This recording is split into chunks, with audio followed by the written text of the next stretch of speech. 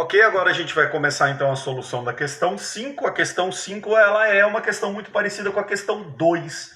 Eu só quero chamar a atenção de vocês que o enunciado do 5 ele caminha muito claramente para a questão de campo e não de força, porque eu sei que isso é uma das principais dúvidas que vocês acabam tendo quando você mexe com eletrostática. Professor, quando que eu tenho que calcular força e quando que eu tenho que calcular campo? Eu já disse para vocês aí na solução de uma questão anterior, se eu não me engano foi até na questão 2. Preste atenção que quando ele vai para campo, ele nunca pede o campo em uma carga, ele pede o campo em um ponto.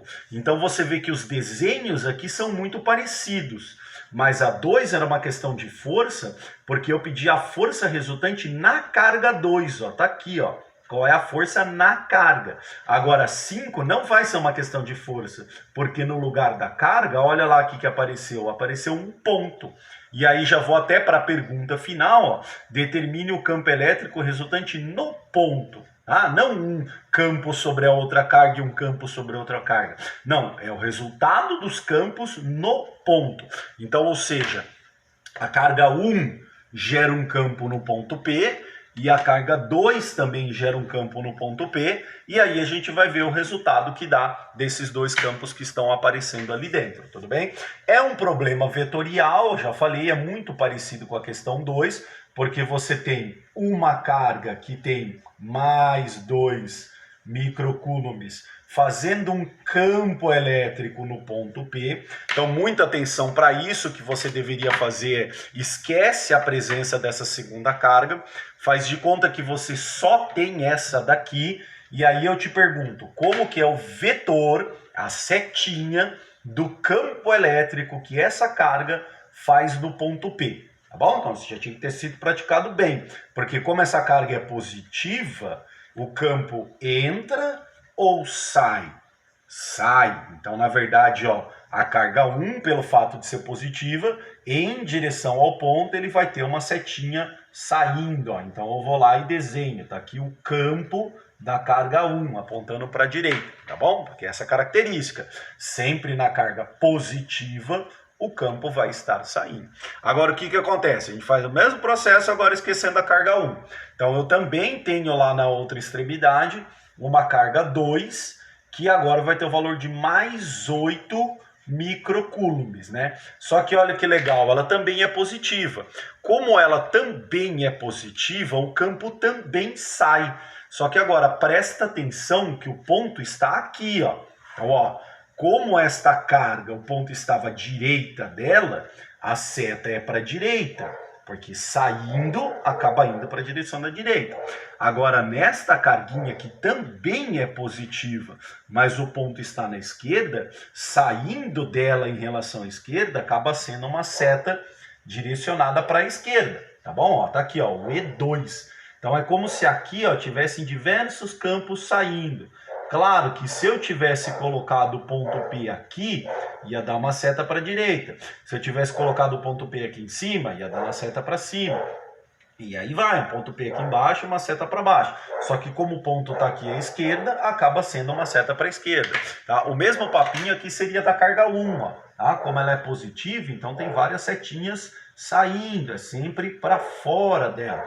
Como o ponto está à direita dela, vai acabar dando uma setinha para a direita. Entenderam? Por exemplo, ó, vamos explorar um pouco mais para não prejudicar a nossa folhinha. Pera aí, me dá um minutinho só. Eu vou pegar um lápis para a gente fazer aqui, para depois eu poder apagar, eu conseguir apagar este carinha aqui.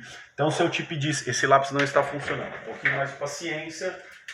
Por exemplo, se eu te pedisse um ponto P aqui, ó, o que ia acontecer? Tanto para essa quanto para essa, o ponto estaria na direita. Então, aqui o setor saindo iria ser para lá, aqui o vetor saindo iria ser para lá, e aqui eu teria os vetores, os dois, na mesma direção. Tudo bem? Então, tudo depende muito do ponto. Se eu colocasse aqui embaixo, este iria ser um vetor para baixo, e este iria ser um vetor para cá, tá? Então, você teria uma coisa mais vetorial, mais complexa, aí dentro de ser trabalhada dentro desse assunto, né? Olha, eu estou sem borracha, mas tudo bem, acho que valeu explorar esse aspecto vetorial, mas agora a gente vai se concentrar só no que tem aqui dentro. O que acontece? Nessa questão eu estou pedindo o campo resultante nesse ponto P. E igual eu disse nas outras questões, você tem que ver como as setas estão se comportando naquele ponto.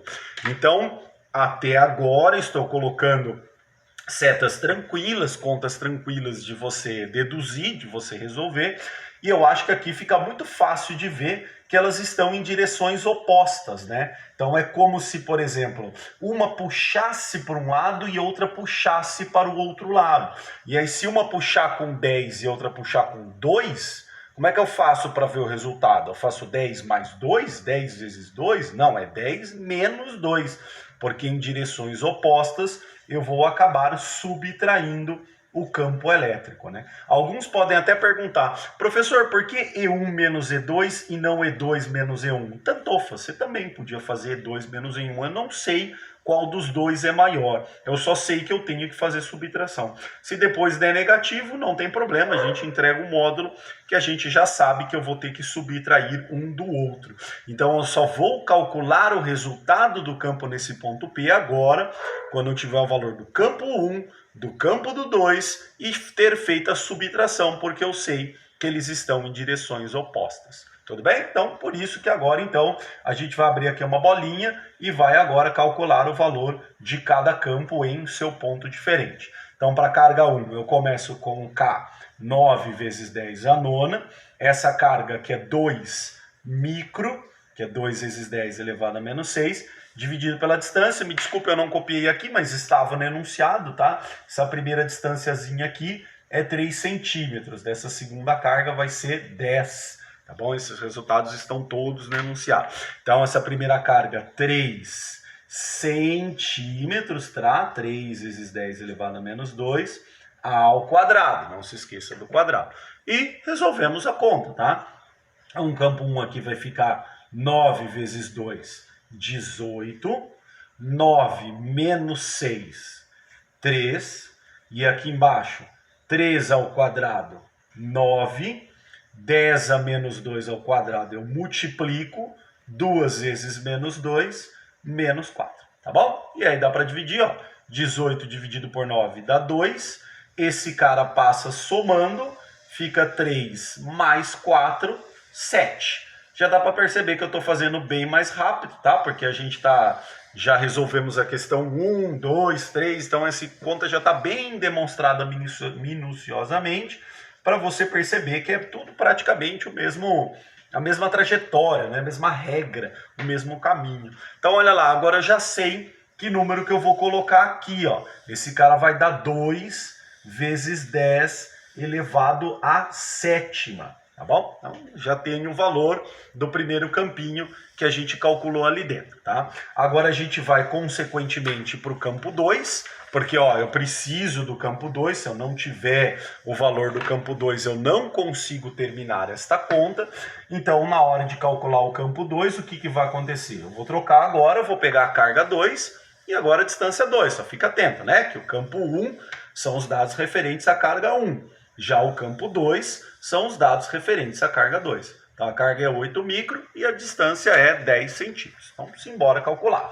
Vai ficar o K, 9 vezes 10 elevado a nona, vezes a carga, que é 8 micro, tá? 8 vezes 10 elevado a menos 6, dividido pela distância, que era 10 centímetros. Então, 10 vezes 10 elevado a menos 2 ao quadrado. Tudo bem? E aí, vamos lá. Então, vai ficar que o campo 1 é 9 vezes 8, 72. 9 menos 6, 3. E aqui embaixo, 10 ao quadrado, 100. E 10 a menos 2 ao quadrado, 2 vezes menos 2, menos 4. Tudo bem? Resolvemos a continha. 72 dividido por 100 dá 0,72. E esse menos 4 passa somando lá em cima. Vai ficar 3 mais 4, 10 elevado à sétima Newton por Coulomb. Eu só quero chamar a atenção de um detalhe.